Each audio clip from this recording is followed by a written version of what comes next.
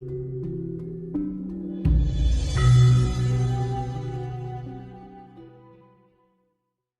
pokoknya jangan terpenjara dogma itu.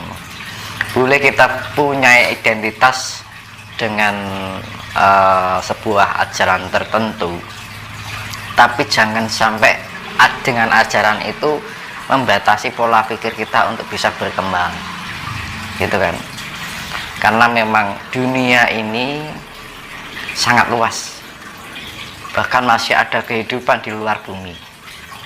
Nah, dengan adanya ajaran-ajaran yang sekarang itu hanya sebuah pengetahuan yang sifatnya penjabaran yang sifatnya mentah, tidak dicerna dengan matang gitu. Ya, akhirnya disebarkan, akhirnya menjadi budidaya gitu. Kementahan-kementahan yang dicerna oleh banyak orang ini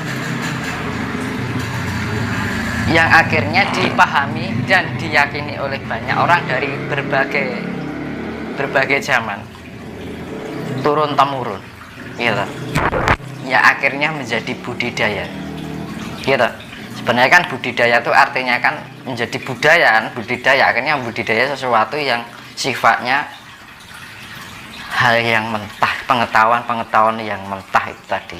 Contoh misalkan ada sebuah kitab,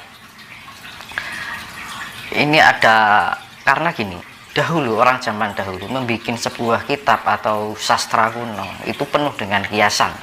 Namun yang saya maksud dengan pengetahuan mentah itu artinya mereka hanya mengartikan secara mentah, jadi tidak memaknai esensinya dari setiap kiasan kata dari entah itu dari kitab, entah itu dari sastra kuno. Padahal di situ itu banyak kiasan yang sangat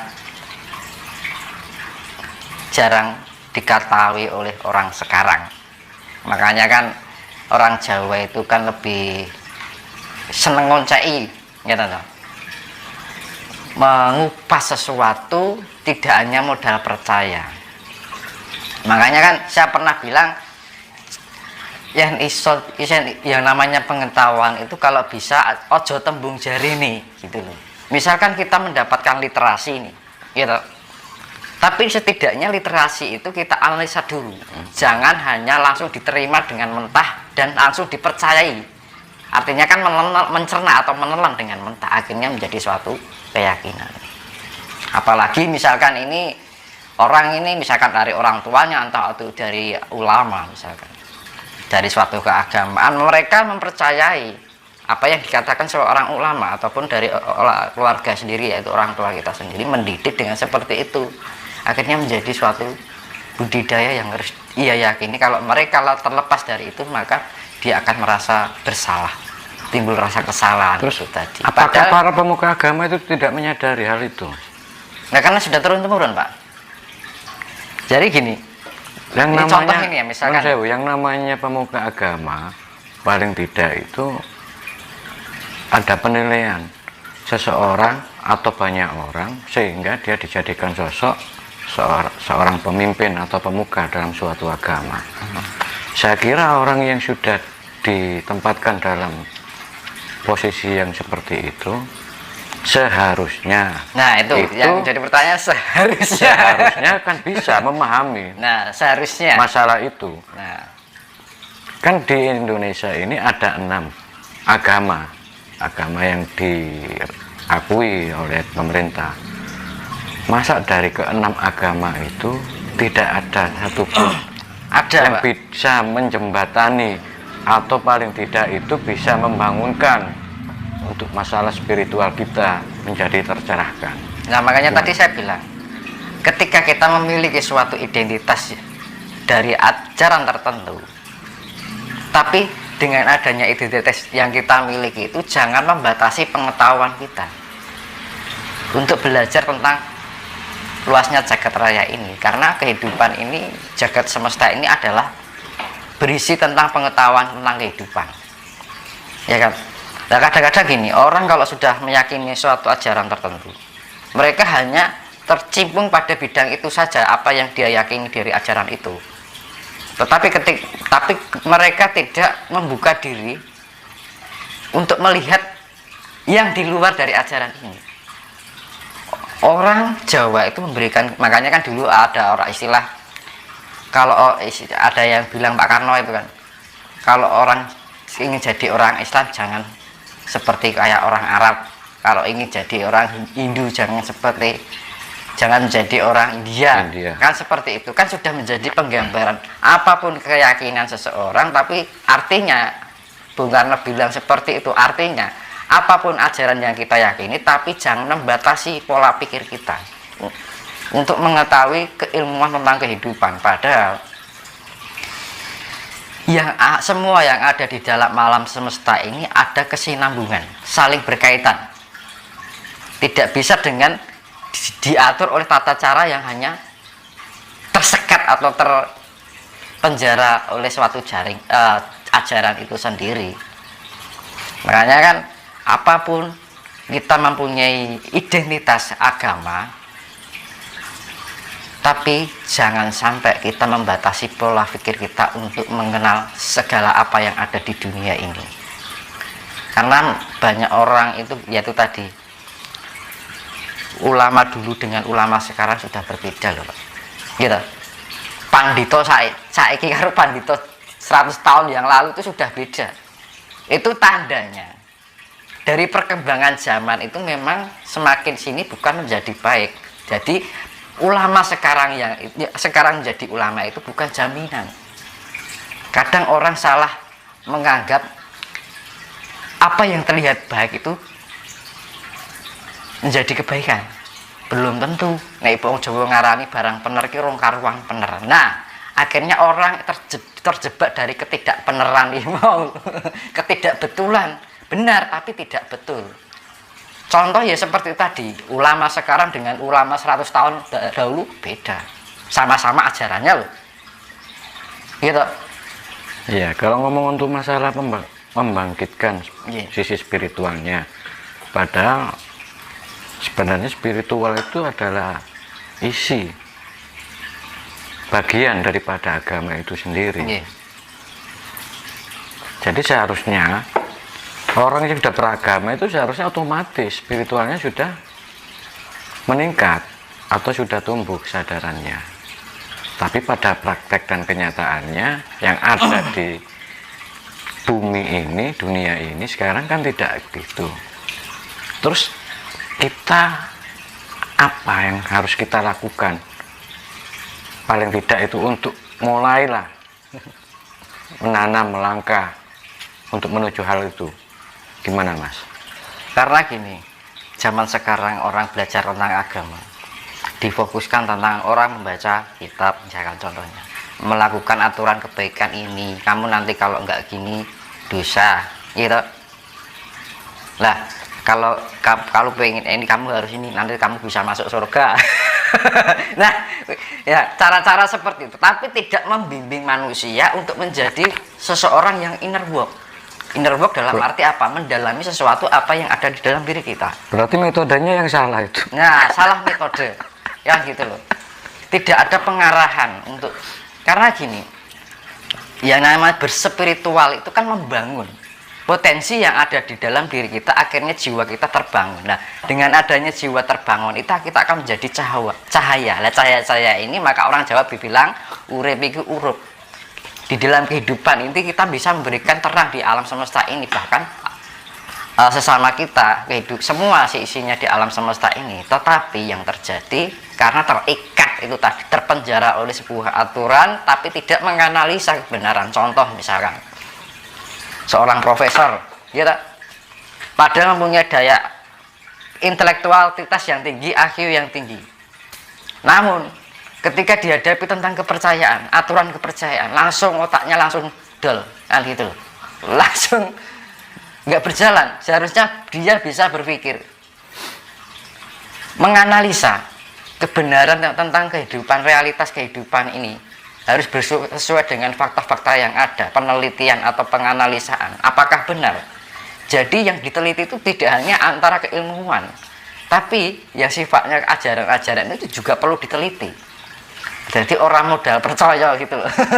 Kemudian ilmu copy paste kan seperti itu maksudnya. Misalkan kita menerima literasi, ya kita analisa dulu. Artinya apa, maknanya apa, secara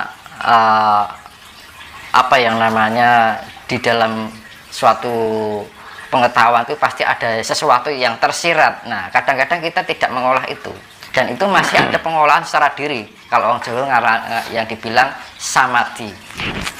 Orang kalau berdoa tanpa kita melakukan pengolahan di dalam samadhi itu sama juga bohong. Karena apa? Tidak ada keseimbangan. Kita hanya melakukan baik, tapi segala apa yang kebaikan kita lakukan itu hanya dilakukan atas alam bawah sadar. Lah tujuannya orang samadhi atau meditasi kan bedanya. Samadhi kan bahasa Jawa. Kalau bahasa Indonesia, bahasa sekarang kan meditasi. Itu mengetahui, memahami pengolahan segala kinerja. Oh, aku itu punya indera kelima ini. Indera kelima ini nek mlebu kuping, bar mlebu kuping mlebu utek, lagi ning ati. Orang mungkin iki langsung nih, makanya setiap indera itu dekat dengan otak. Diterima ke memori, baru masuk diproses. Kita analisa, kita filosofikan apa kandungan makna yang informasi yang masuk dari indera-indera kita ini.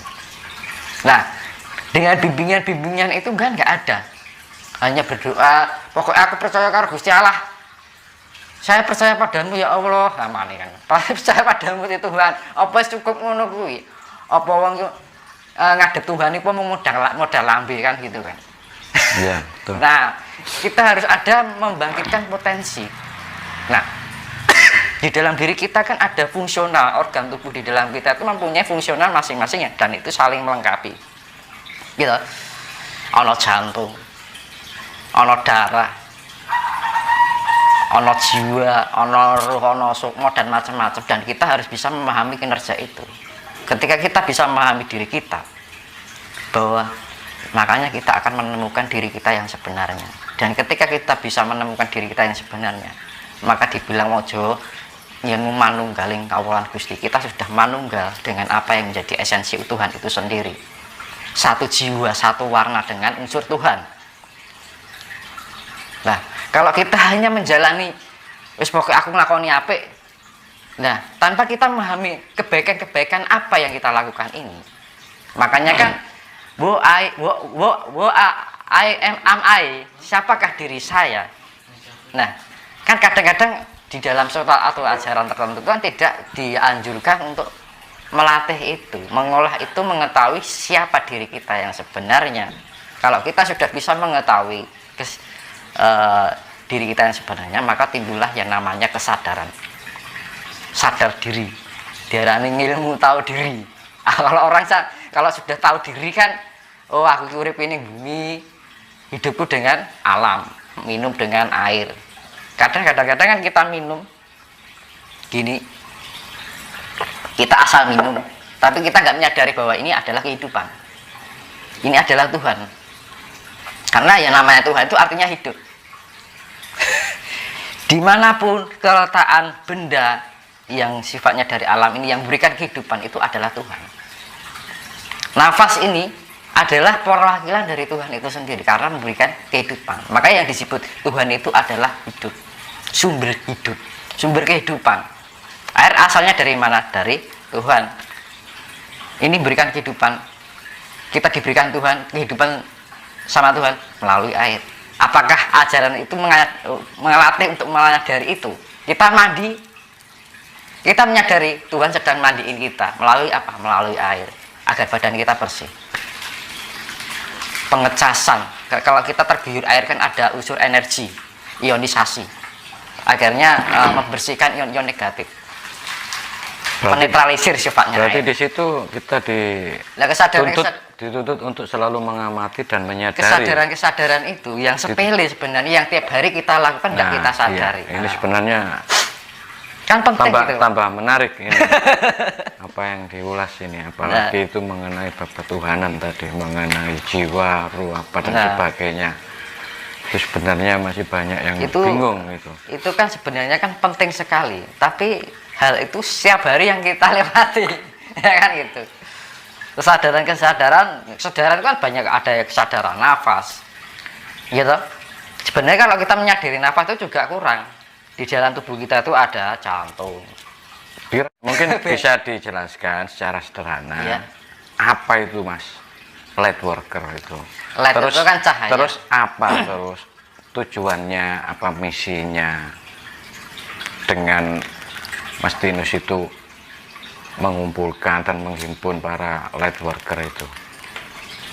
Saya ambil pengertian light worker itu apa? Light itu kan cahaya, worker adalah pekerja. Berarti kan mereka bekerja melakukan perjalanan kehidupannya untuk menghasilkan cahaya. Dan dari cahaya-cahaya ini dikumpulkan menjadi suatu keselarasan.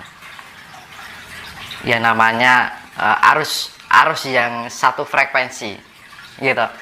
Nah, dari semua light worker ini tidak ada suatu perbedaan atau kontra lah. Semuanya bisa sefrekuensi. Saya mengumpulkan anak muda-muda yang bisa sefrekuensi semuanya. Nah, ketika ada kesewarnaan frekuensi ini otomatis akan memudahkan untuk pembangkitan generasi Pak. Itu pembangkitan energi itu dari cahaya ini dibangkitkan lebih bercayalah ini.